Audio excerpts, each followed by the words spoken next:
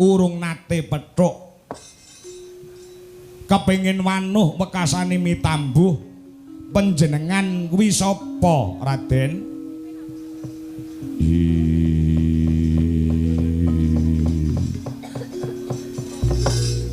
Penemban nderek tepung Anggradi Wanuh.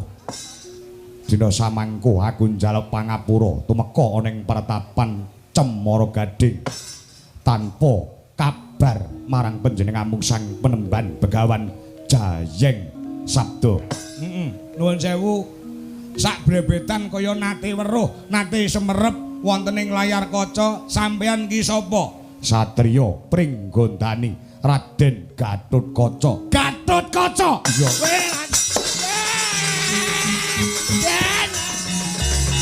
Pinarak penemban. Oh, Raden Gatotkaca, Pringgondani putrane Raden Werkudara.